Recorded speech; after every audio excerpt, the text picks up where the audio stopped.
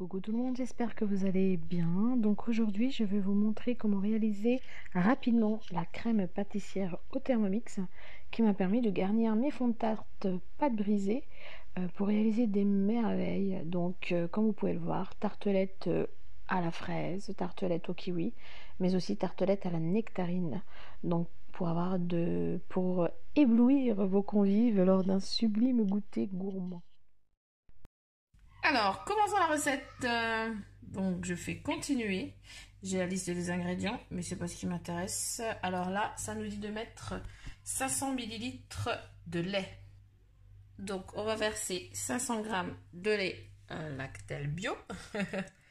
Alors, j'en ai mis un peu partout. 500 g, 500 g. Je vais essayer tout ça. J'ai fait le halal. Hop là.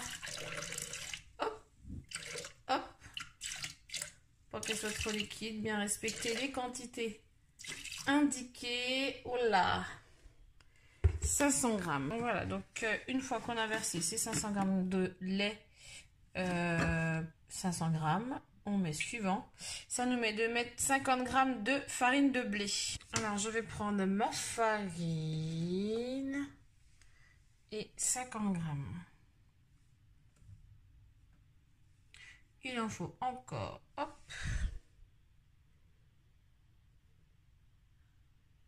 Nous y sommes, plus que 5 petits grammes. Parfait. Suivant, alors ensuite, suivant, ça nous met de mettre 2 œufs entiers. Donc on va mettre des œufs entiers, donc 2. On va les mettre là-dedans. Alors, les jaunes d'œufs sont mis, les 2 œufs sont mis, suivant 10 sucres vanillés. Donc le sucre vanillé que j'ai préalablement découpé, on met tout à l'intérieur. Le second, voilà. Ensuite, suivant, 70 g de sucre. Mon sucre, le voici. Allez, c'est parti. 70 g pour 70 g de sucre. Hop là. Pas trop en mettre non plus. C'est bon. Ensuite, suivant. On insère le gobelet, le couvercle. Et suivant. Et on met à cuire 7 minutes de vitesse 4 à 90 degrés. Je vous retrouve tout à l'heure pour le résultat. Coucou les filles. Alors là nous arrivons à la fin et bien entendu automatiquement après la fin du temps programmé, ça met 8 secondes de refroidissement automatique. Alors voici. Suivant. Tac, ça nous dit de mélanger pendant 5 secondes et c'est la dernière étape.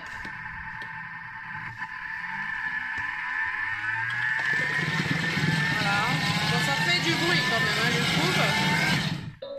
Mais bon, en général, c'est pas longtemps. Suivant, il y a écrit transvaser la crème dans un récipient, laisser refroidir. Et voici la belle crème pâtissière maison.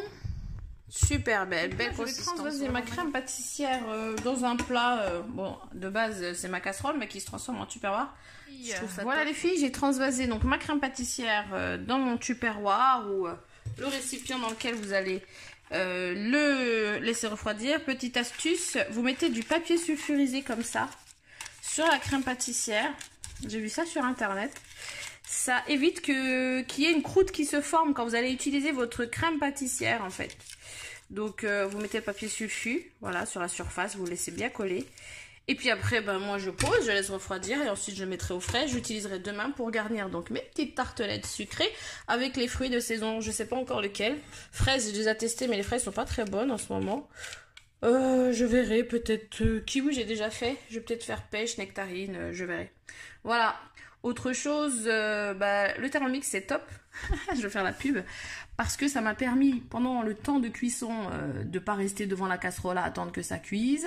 Et ça m'a permis de ranger mon poste de travail. Voilà, bon, j'ai rangé, j'ai fait ma vaisselle, j'ai rangé mon petit poste de travail. Voilà, c'est propre, il me reste juste mes 2 spatules à laver. Avec le bol du Thermomix et son couvercle. Et essuyer mon Thermomix. Et voilà, ma recette est finie.